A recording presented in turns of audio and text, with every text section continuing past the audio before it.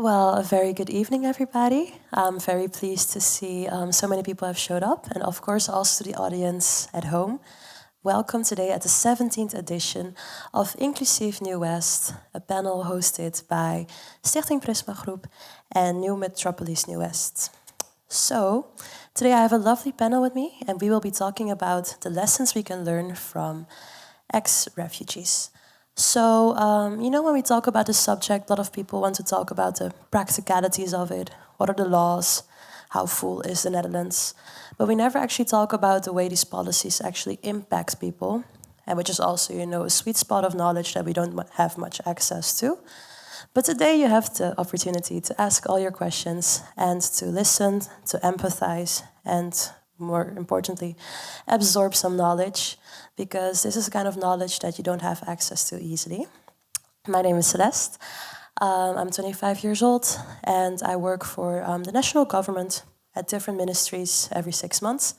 So I know how policies are created and the obstacles we face there, but most importantly, I'm also a board member of Stichting Prisma Groep, because I think it's quite important to stay involved with the people, the minority groups in the Netherlands that are often overlooked in exactly the workspaces I work in. So, of course, Amsterdam Nieuw-West is a very diverse district, and we always have to keep talking, about what does inclusivity here look like and how can we actually improve that. This panel series is part of that. So, which is why there's this collaboration with Stichting Prisma Groep, which is a foundation that goes against Islamophobia, especially in the queer scenes. And we also work a lot with refugees and make sure that they get the help that they need, which they wouldn't normally get. So today, like I said before, we are going to talk with our lovely panel members here, who have all been in the system that we are going to discuss today. So it's going to be very lovely, and I think I also want to say, please be respectful. If you have questions, I love to keep it interactive, so there will be a moment during this panel where I will open up the stage, and you can all just ask your questions, so we can also learn from each other. Perhaps you have your own experiences, so I definitely welcome that.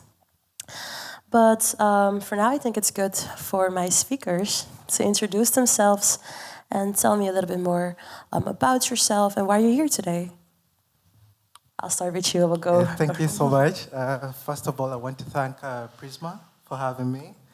My name is Andrew Katega from Uganda. I'm 32 years old. I stay in Amsterdam. I'm originally from Uganda. Been with Prisma from 2023, January, until date, and I've never looked back. Formerly, I'm now a volunteer for them. We do lots of things together. I've had lots of memories.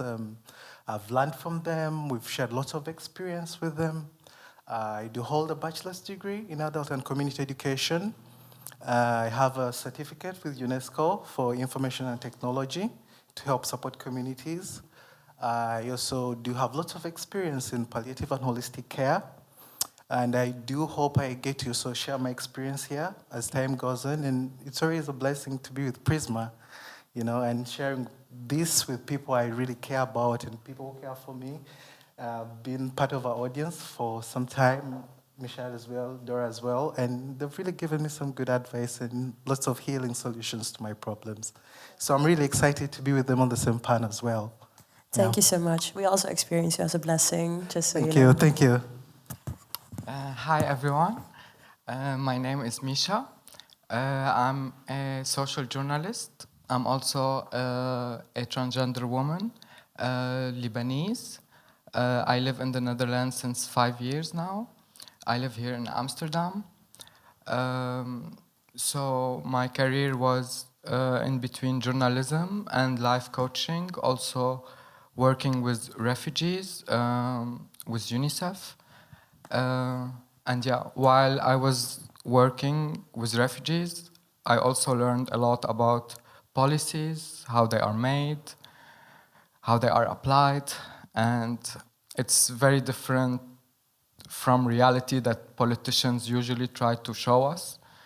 And now I'm a refugee myself, so it's a full circle. So I experienced policies from both sides. And because I'm part also of a Prisma group, it's very important for us as trans people coming from different backgrounds to explain to people that policies cannot be applied on everyone in the same way.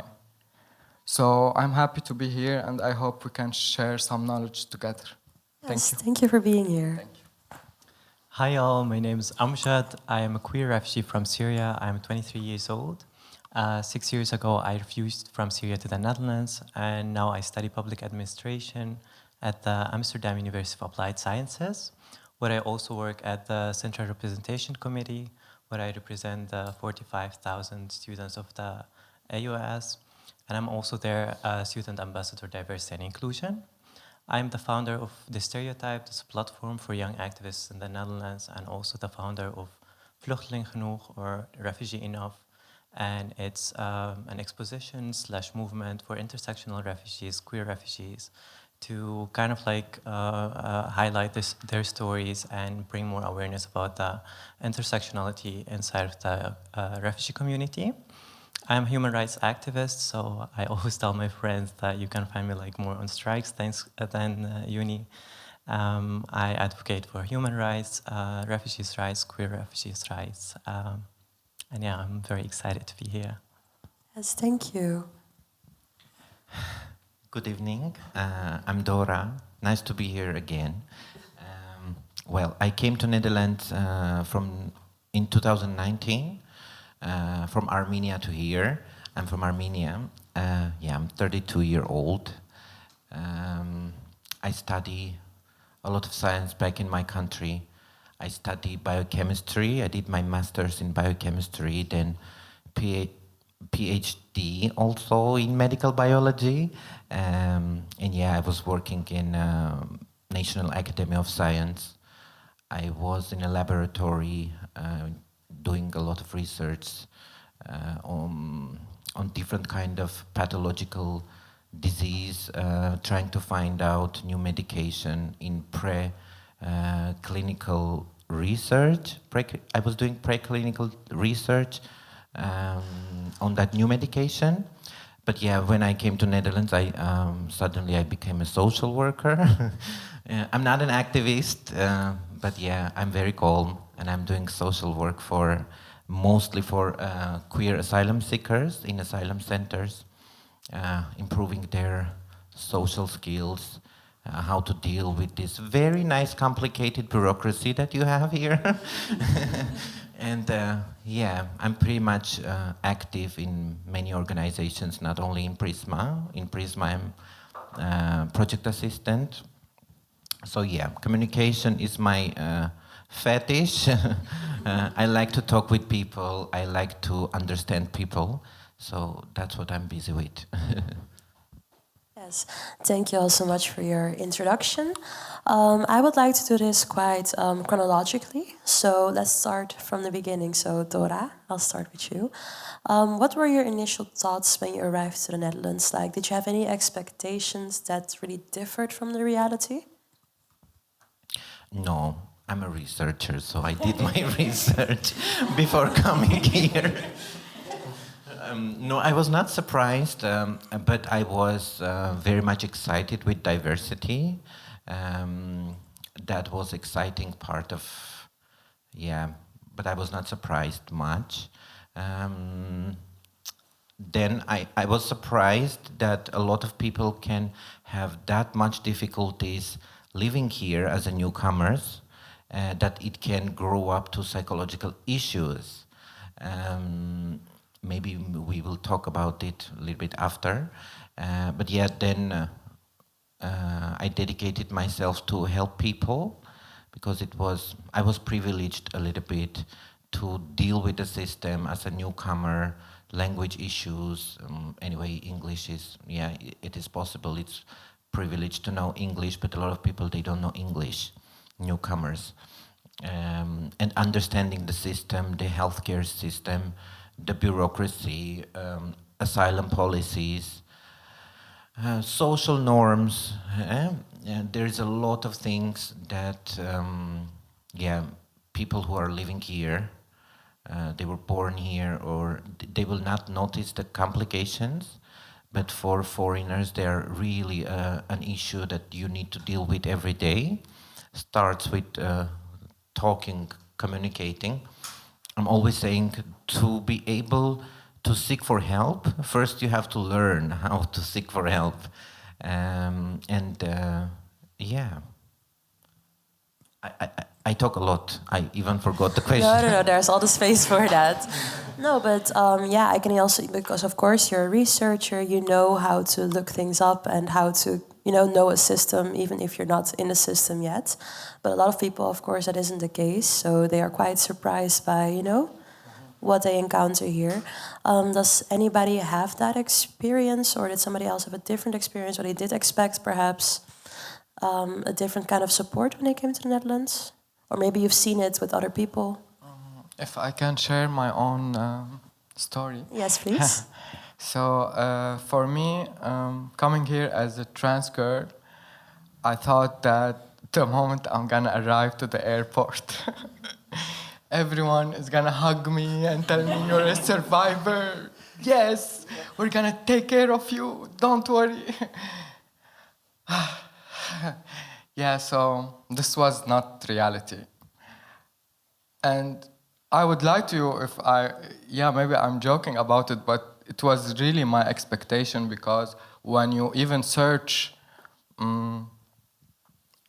as a trans person from outside Europe, when you search where to go as a trans person, Google, the research, the politicians, the law, everything tell you to come to the Netherlands, because that's where you get the best health care for you, you get the best therapist to help you with your gender dysphoria, and everyone is accepting the previous generation, the new generation.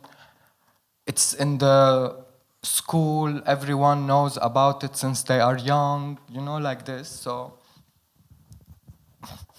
when I came, it was not like this at all. And there is acceptance. Where I saw acceptance personally on a big scale is in Amsterdam. The moment I leave Amsterdam to Haarlem, to beyond, immediately I'm more scared. Immediately I get more bullying, I get more unacceptance. And also the moment I arrived, I thought also I'm not just a trans, I'm also a refugee, so I'm in a vulnerable place, so I'm sure the laws there will protect me, but instead I was even dehumanized to an extent that I became just a number in an AZC, in a room, left there for 2 years, I was a number, literally. After I thought I'm gonna become like, everyone's gonna hug me, and yeah, so it was hard to go through this, and I know a lot of people go through this. So yeah, that's why it was important for me to share this now, because reality is different. Yeah, thank you for sharing. With Prisma, we actually see this a lot, that people look up the Netherlands like #1 most LGBTQ plus friendly place in the world, and then they arrive here and they're like, oh, the system is not that friendly though, Yeah, I'm sorry to hear that, but I'm glad you're here with us today to be able to share that. And what was it like for you when you first came here? Like, were there certain needs you had that were not fulfilled? I think for starters, what most people need to know that when you're fleeing like your home country, most people would want to go to somewhere safe. You want to seek protection. You want to be in an environment that now gets to understand you, where you feel free to have that kind of expression. But usually, it's important also to understand that when you first fled your country, you're coming to a new country, is a different language. People are different, And the other thing, most of us have mental issues as well at that moment in time. You're trying to find a balance between the new home you've come to and what you've been through back home. So usually you basically get to learn yourself. You take away yourself from the equation because you don't know where should I go. The person I'm talking to, will they understand, even though it is legally known and all this, but will they give me the help I need? And for some people, if you've not given yourself, as she said, you need enough information and stuff like that, you may be left behind. You may not find the right people to support you. Now, I'll give an example. When I just arrived here, when I was sent to camp, I really did nothing. I had nothing going on because everybody usually has like some kind of an event that is going on. They've been through life events that are typically hard. Everybody has some kind of an issue. So I used to just stay in camp. I'm always like sobbing. I'm trying to figure out, will life ever be the same? Will I come out of this ditch? Not until after some time, when I got to talk to a doctor. My doctor said, no, I think, Andrew, maybe what we should do, maybe we should seek for a community that could support you. There may not be so many because Middelburg is in the Zeeland side. I hope that's true. And he tells me that maybe you could reach out to a community. They meet at a restaurant or a cafe. Then they could help you, support you, and get to have an understanding of what it feels to be queer in the Netherlands, because I didn't really have that enough information. But that put aside, also it took a long time. I think the medical service here should do more of the prepping to really know the mental state of someone, because you find people at a certain level, they, instead of finding help, they take matter in their hands. You find someone is now dragging, there's lots of alcohol, or the angry levels are too high. So on my case at the beginning, I don't believe I really had enough, not until I was able to speak my mind to someone I felt like I had confidence in, my doctor, and he said, no, Andrew, look, there are lots of organizations in the Netherlands that could support you, but then you also have to be able to walk the talk, you know. Put yourself out there, you know. There are always nice, genuine people you'll meet that will be able to support you as a person. But then at some level, where we stay in camps, your fellow refugees at times, they always have this look, you know, at times they don't understand you because you believe now I'm within the rights of protection and nobody can say anything about me. But the reality is different, you know. People always point fingers and things like that, or they will make some kind of statements, you know. But at some point, you just have to live with what is there and only pray that you get to that position where you have a good community that treats you well, understands you, you know, and gets to support you as time goes on. Yes, Yeah. definitely. Thank you for sharing that. I've seen a lot of times that community plays such a pivotal role when it comes to, you know, getting the right advice here in the Netherlands as a refugee who's also LGBTQ+. Yeah. And that's why I think it's so important that we keep, you know, stimulating certain, you know, initiatives, because without it, you know, you'll be isolated, which leads to psychological problems, or, you know, you also need to protect each other at AZC's, or at least have a safe haven where you can at least, you know, discuss that. But is that also for you the reason why you've started so many initiatives and founded so many beautiful, foundations? Yeah, definitely. I would say for me, before coming to the Netherlands, I always imagined that as soon as I will enter the Netherlands, I will feel safe, I will feel free enough to come out of the closet. Some background information, I was already out when I was 13 years old, but because of convention therapy, I went through therapy, medicine, psychologists to kind of like cure homosexuality. And after 5 years, I decided to go back to the closet for my own safety. And less than a year after that, when I was 17, I kind of like convinced my father that I wanted to flee the country and come to the Netherlands. And at that point, my father thought that I was straight, because they believed that I am straight, that everything has worked. And my father agreed under one condition, and it's coming with me. And that was kind of shocking for me, because I felt like I've always wanted to come to the Netherlands to be myself. And now all of a sudden someone is coming with me who will not allow me to be myself. And that was very hard, extremely hard, because when we came to the Netherlands, I was staying with him the whole time in this tiny room. and I could not be myself. I was so scared. I was so afraid. And it's so hard to be in a country that you believe that it's so free, but yet you can't be yourself, yet you can't feel the freedom to be able to say about yourself, about who you are. So my struggle was mainly that I wanted to be independent, to be able to find this community. So I used to always go to the COA, to people who work in the Asylum Seeker Center. I used to go there every day and kind of ask them that I want to separate my files from my dad's files. I want to be by myself. I want to live by myself. And they refused every day. And one day, one of the people at the COA, he told me, if you come one more time, we will just stop your procedures. And one day later, I showed up one more time, and I told him I want to separate my files. And on my 18th birthday, I went there again, and I was like, please, as a gift, just separate my files. I just want to be by myself. I just want to be able to be who I am in this country. And after so many attempts, finally it worked out. I was able to come to Amsterdam by myself. I was 18 years old.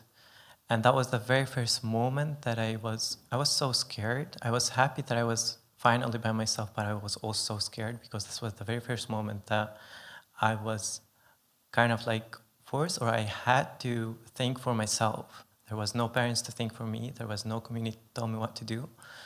And I wanted so badly to meet queer people, but I was so scared. I knew, like, in Amsterdam Asylum Seekers Center, you have kind of like small cafe, and they organize things for queer people.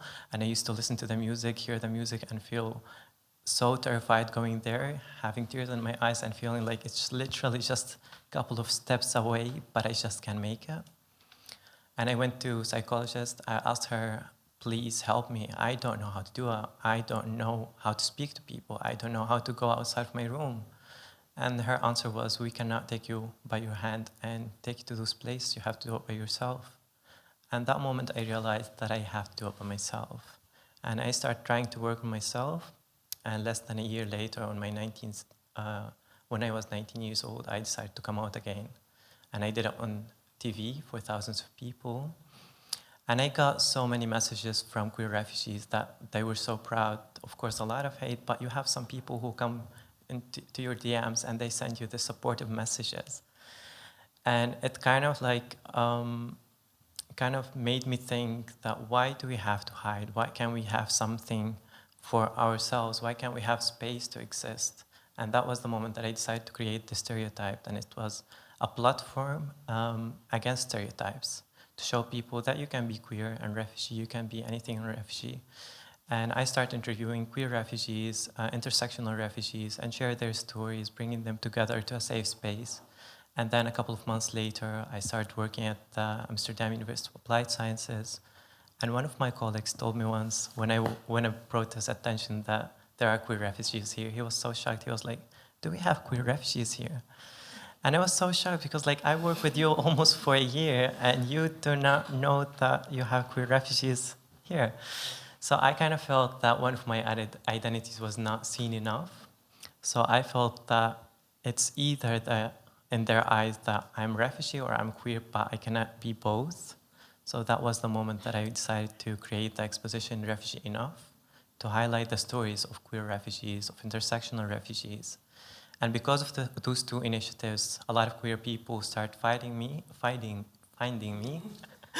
I kind of found this community that supports me, that loves me unconditionally, that accepts me for who I am without me having to get rid of one of my identities just for me as a queer refugee.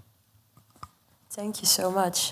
This is something that's not often talked about, like the intersections of being, a refugee and queer, or, like being Muslim and being queer. A lot of people find this like a very contradictive notion almost. And because they will not directly, discuss it, but they will also kind of avoid it at the same time.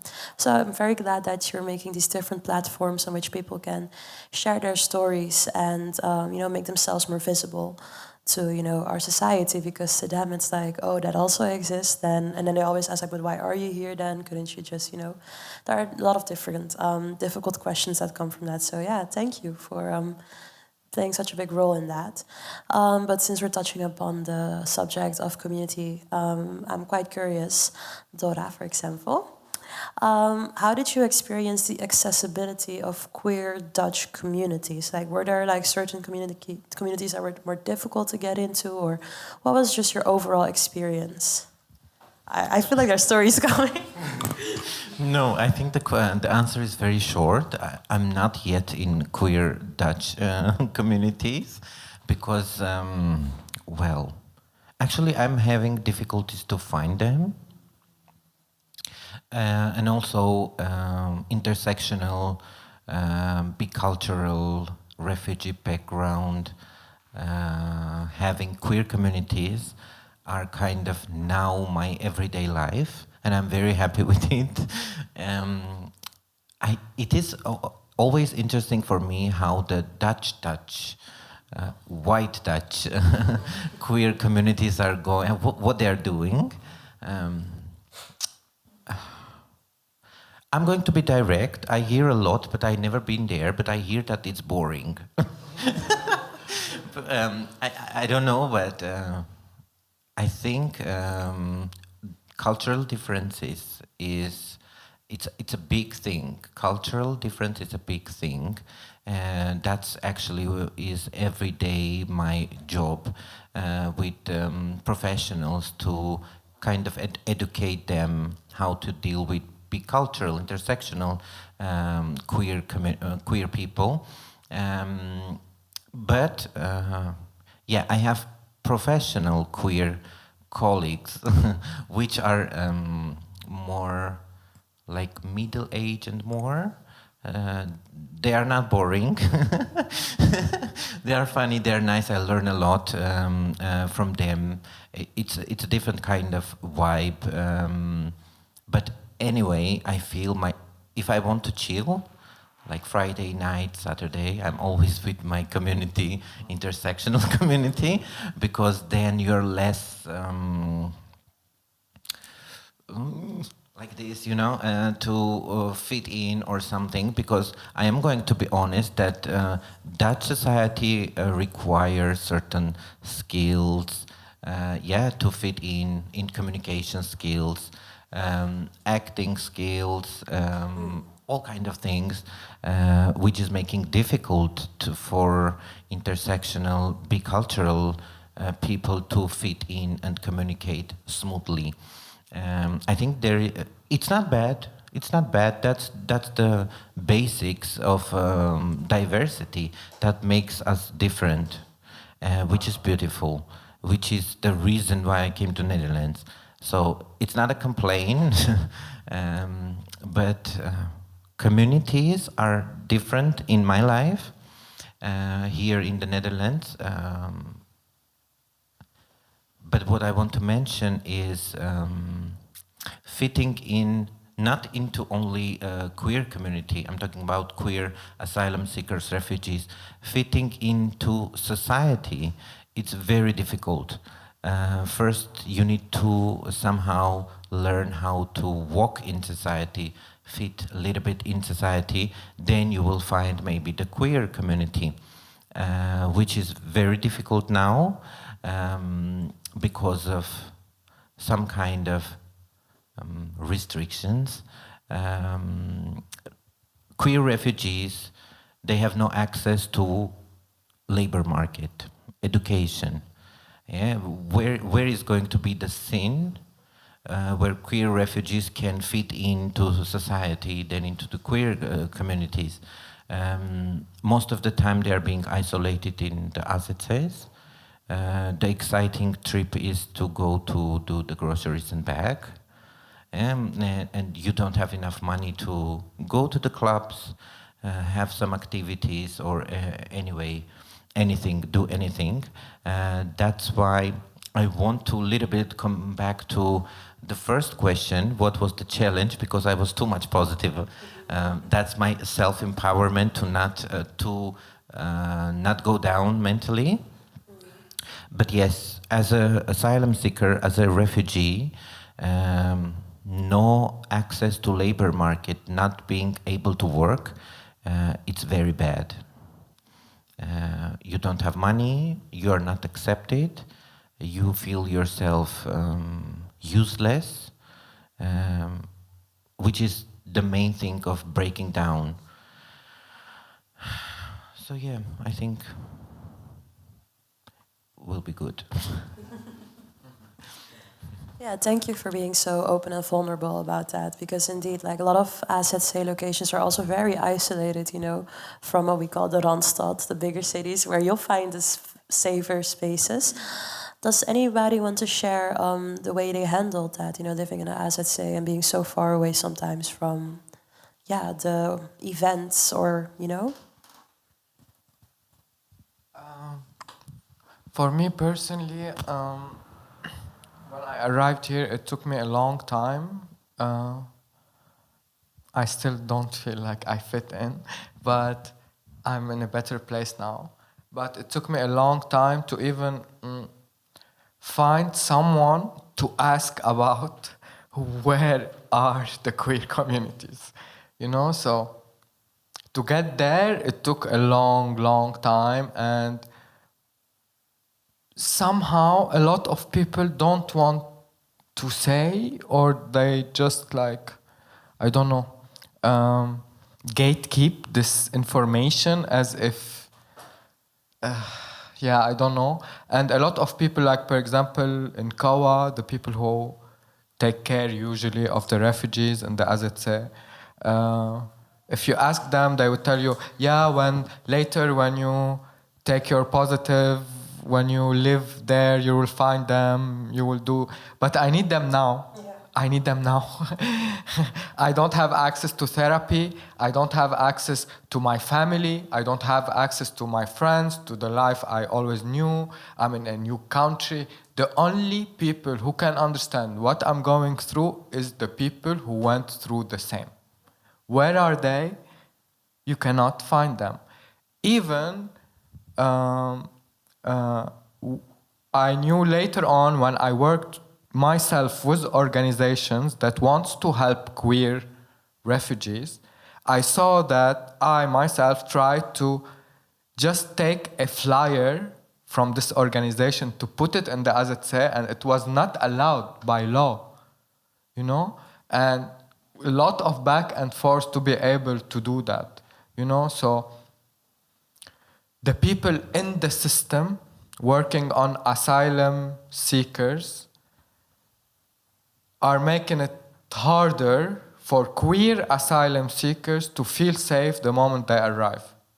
You know, so we don't have anyone except our communities. That's the only people who are gonna understand. And now from everything we talk to, our experiences, you can see that Dutch people will not come running to help us. And we are trying, some of us are trying to even create their own foundation, their own organization, because there is not enough help.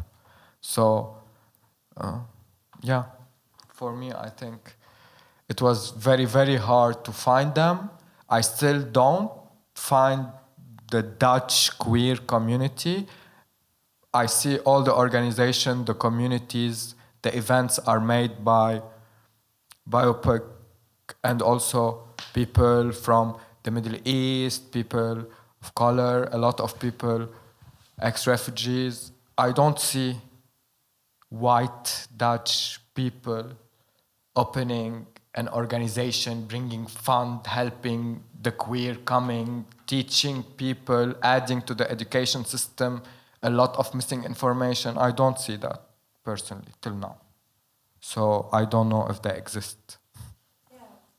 I'm sorry to hear that, because they do hold, you know, the information and knowledge on, you know, how to set up organizations, get subsidies, etc. And you don't really, they're not as visible as, you know, the other people that we know quite well in the community that do their most utter best, you know, to help people because they experience it themselves. It's almost like you have to experience these kinds of things in order to understand how important it is, sadly, because people will not empathize easily. They'll say like, oh yeah, that sucks. And there are probably people right now thinking like, oh yeah, this sucks to hear.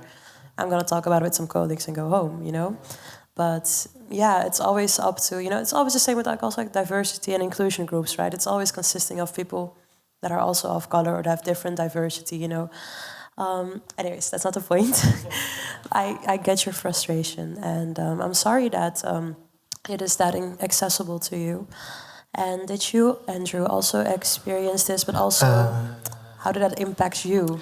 I think what Dora's just said actually carries lots of weight, and what she's just said as well, because when you're in the other sea, when you've just left your home country, it's something new, you know, you don't know who to talk to, you don't know who to deal with. So I think it would be of priority that within the other sea, we have some kind of like an outreach, that we have people that coming into this other sea, talking to the queer people, basically in general, and to help find the challenges they're meeting as they're in these places, because we are way behind on funds. You don't have enough money to go to all these places. You don't know what organization should I go to? Where should I really find my fit? So I think it is very important for whoever is doing policies or whoever is trying to lobby for a more sensitive kind of queer community. In the other seas, I think we should create more of education, have people go in different agencies to talk to the different refugees, and also maybe to create some kind of a fund. I'll be an example of my own self. Right now I'm staying in a hotel temporarily. I have 14 euros every week I receive. You can try to imagine what kind of budget I'll be running if it wasn't for Prisma. So now for Prisma has to pay for my trainings, for my workshops, for my meetings. But if you look at it, I'm the sick one in this position, and Prisma has to act as the doctors in the position as well. So they have to help find these possible solutions for me to find some sort of healing and some kind of understanding and a sense of belonging as well. Because for most of us, when we're in the others, we're all scattered, different people for different cases, different everything. But if you do not have someone to support you and hold you by the hand and to tell you, you know what, maybe Andrew, you should seek this organization, maybe you should go to Choices or this Prisma or there's this that is going on, so many people are actually left behind. And if you don't have the power or the authority to step out yourself and say, you know what, I'll do the baby steps, I'll go out there and look for maybe something that will support my health or my situation. For those that don't have that will never basically benefit anything from the system. But I think it will be of priority, and it will be very important if we have people going to agencies and trying to basically locate the queer people and find basically how they can help them. Because the challenge is there, because you don't know who you're going to talk to. And we're coming from environments where talking about things concerning the LGBTQIA+, are things that are sacred. You don't know who to trust, you don't know who to relate with, you don't know who will maybe embarrass you or who will judge you. So when you're here, it carries with you, you know. So you really need someone that is going to really help you and show you, you know what, do this. Or maybe there will be a meeting in the camp, come such a date, so that you can meet people that identify as you, and these people would actually maybe help you or create possible solutions to maybe what you're facing, what you're going through, and also to create a sense of comfort knowing that you're not the only one in the camp that probably has challenges or would want help as well. Yeah. Definitely. Yeah. And this is very important, what you're touching upon right here, because a lot of people think that, oh yeah, but is it really that important, finding your community? You just have to focus on obtaining, your residency, and then, what you said, like you'll find your community, etc. But besides, like a sense of belonging or feeling understood, there's also this thing a lot of people don't know, is this community also grants you the information you need in order to obtain a residency and asylum. Because maybe somebody of you can maybe explain that the ways to obtain your asylum in the Netherlands are also an obstacle if you don't know how the system works. Exactly. And the cultural differences, what you said, you're from a different country, you don't know that you carry a lot of shame. How you're coming from a country where people will kill you if they find out who you are, and then you're in this interview and people are asking are you trans, are you queer? Of course I'm not. What do you mean? Exactly. There's this fear of this just a lack of knowledge among a lot of refugees that are I don't know what to say. Can maybe one of you share an experience with the IND and those kinds of interviews and the kinds of questions they ask and the kind of knowledge you need to possess in order to do this right? I think Dora, that's Dora's department. I can add something. I just want to add something on this before, because I know that's her department. She can explain more than me. But I just want to say, as trans girl, and I'm speaking for the trans girls right now. First of all, we come, of course, with a lot of shame, and even here we still live, because anyone can just ruin your day by walking. You're going to do your grocery and someone will come, you're a girl or a boy, so your day is ruined immediately. So first of all, that's how we come here. And to go with IND, we sit in front of an officer who most of the time himself is transphobic, and they ask you, prove that you are trans. How can someone prove their identity? This question is only asked for trans people. No one is asked to prove who they are. How do you prove your feelings? How do you prove your thoughts? How do you prove your experience? How do you prove your childhood? How do you prove all of this? You cannot prove it. You can take it or leave it, And that's what happens in IND, because those officers are not trained in a psychiatrical way to deal with us, to ask us the right question, to understand that, yes, we struggle with gender and we're trying to find our way. That's the only answer they can get. But prove you are a woman. How can someone prove that? So we go through extra trauma, because in these interviews, we question ourselves.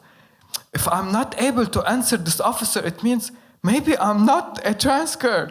Who I am then? And you see, it's like an identity crisis causing by the ignorance of someone who was given the power to put that ignorance on me as a refugee, queer, trans, like the minority of minorities of minorities. And then an ignorant person wants to interview me, and I have to prove myself to them. And decide your fate. And decide my fate. And that obstacle enough, to go through that enough without access to queer community, without access to, to therapy, without access to anything. So you have to do that by yourself, and no lawyer will go there instead of you. You have to go, no matter what the lawyer prepares you. You can never be prepared. So this part was very important, because I myself struggled a lot, and I'm an activist and a journalist, and I know the laws, and I speak perfect English and French and Arabic, and I have all the information, and I was so ready, and I wasn't ready enough. So what other people can do? Exactly. Thank you so much. Dora. Yeah, this is very painful topic for a lot of queer asylum seekers. The IND interview, it's like a judgment day, I will go from a little bit another. I do understand what you mean. It is very difficult when someone is questioning your identity, but from another perspective, we all know, and it's clear that IND somehow need to identify who really, because there is a lot of abuse of the system, right? Anyone can come say, I'm gay, I'm trans.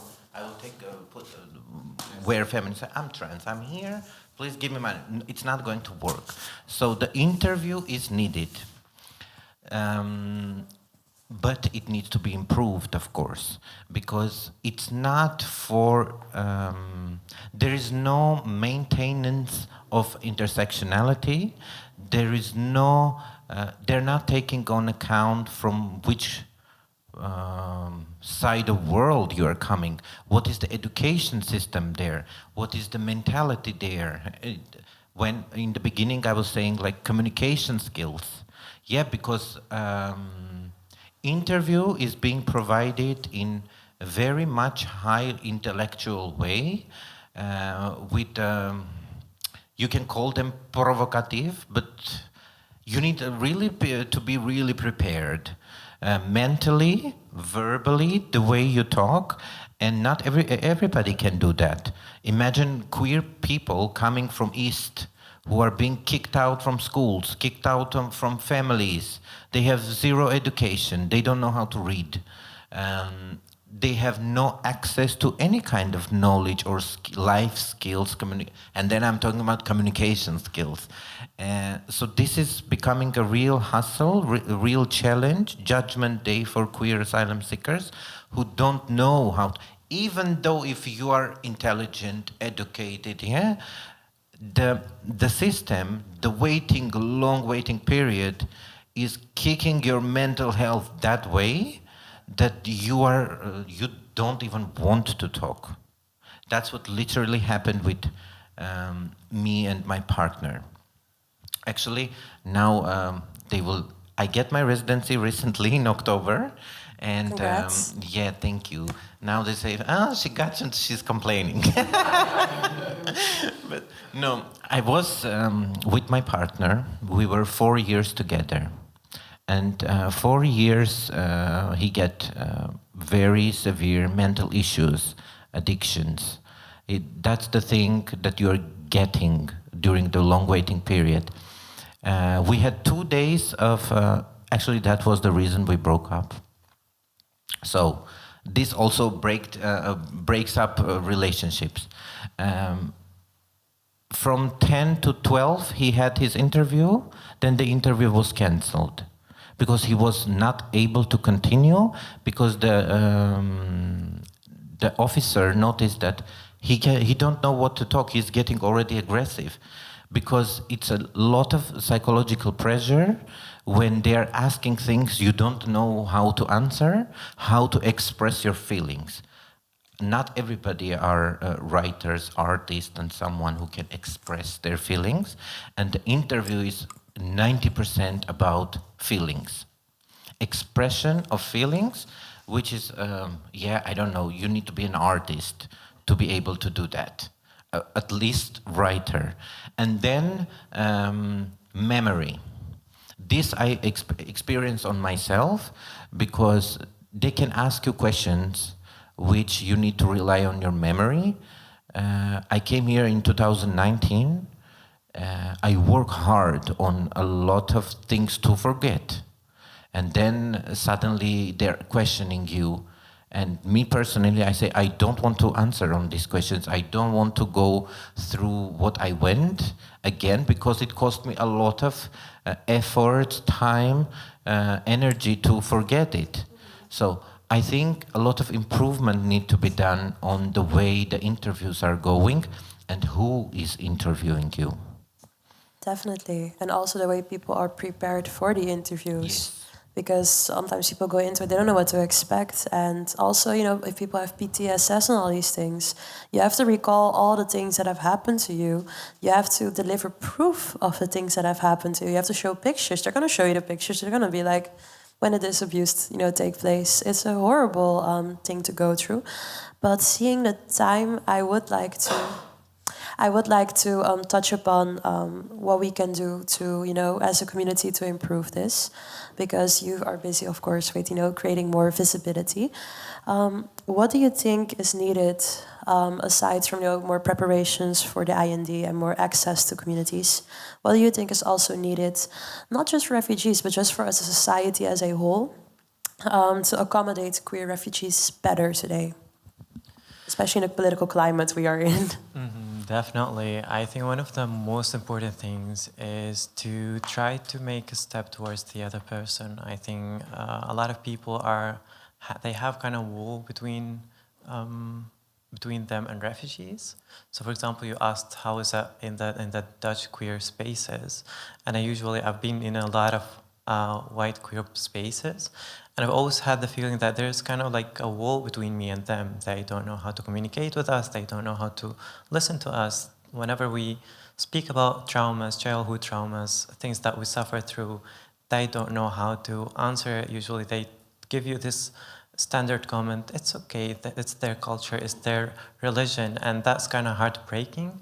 So something that you mentioned, important, that queers in the asylum seeker center need attention, but also queers outside of the as I say, asylum seeker center, Dutch queers, also need to be more aware about how to communicate with queer refugees, how to include them and make them part of the Dutch queer community. It's so sad to see that a lot of queer refugees, they are not part of the Dutch queer community.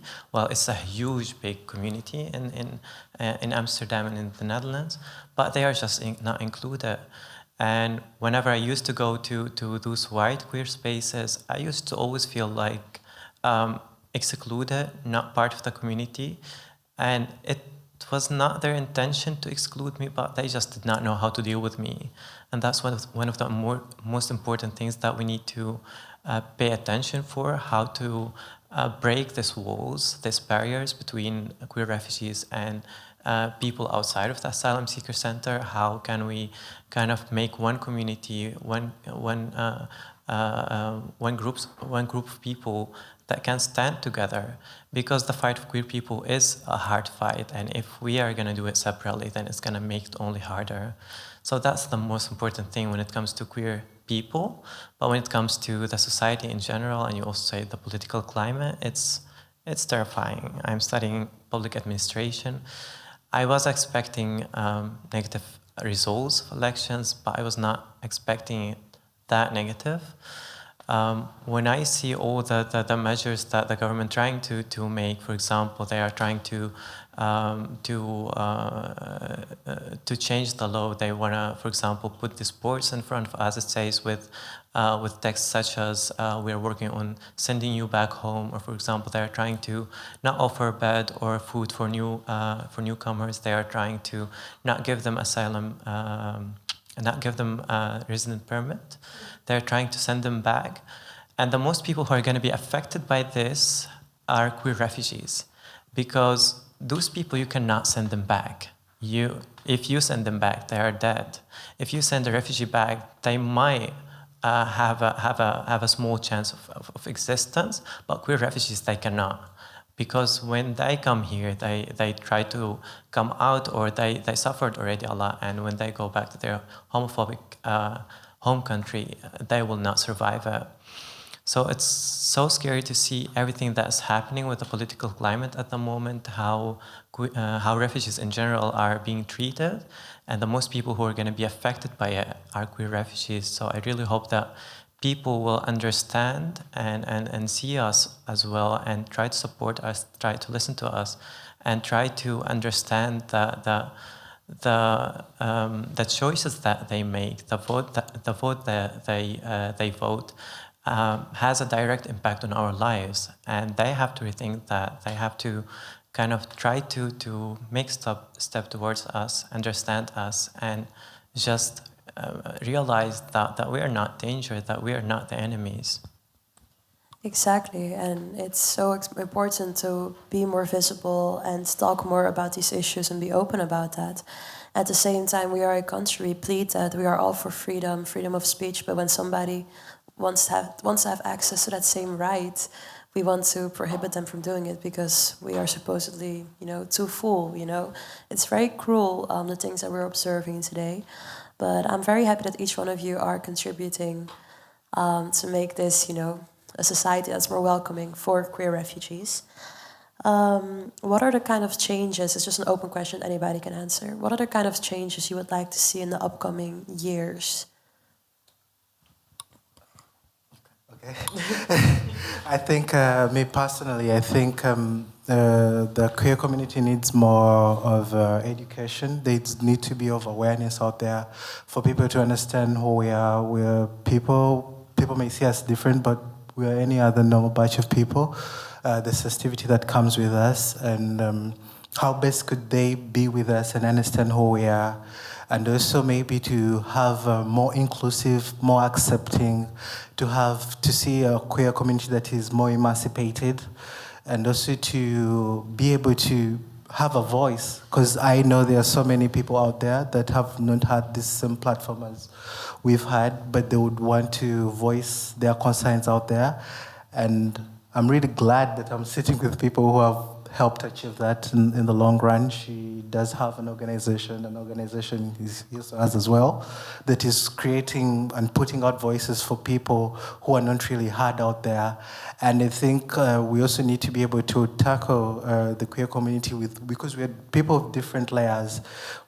Some are Black, Arabic, and all this. How can we be able to understand the difference in between, and how can we be compatible with each other to create empowerment for one another, so that we can have a strong voice out there, that even when there's need to be able to execute on something, we at least have a similar voice all put together, despite where you're coming from, or what's your background, or what's your culture, or what's your religion.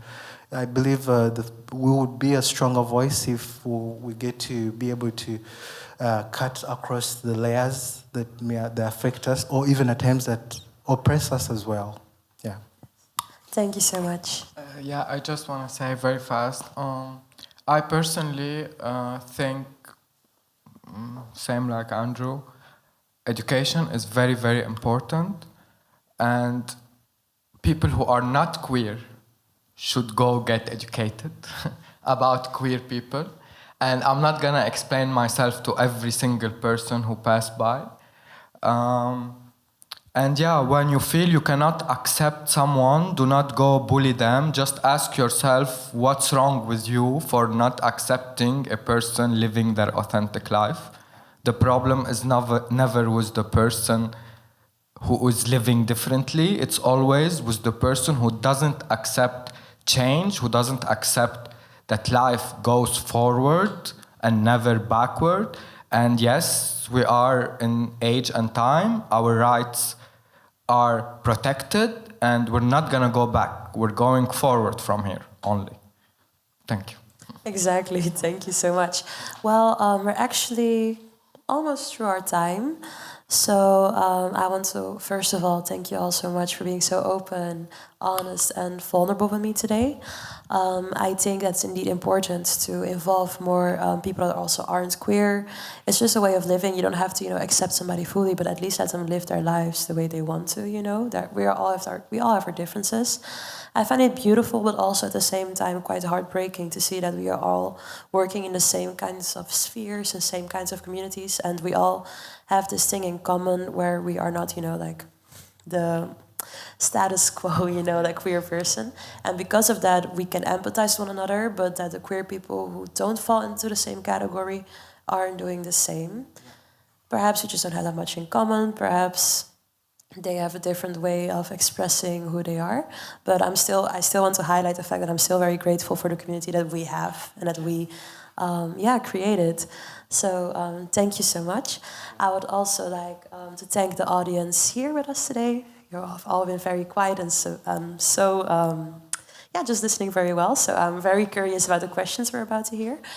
For the people at home, thank you so much for listening and tuning in with us today.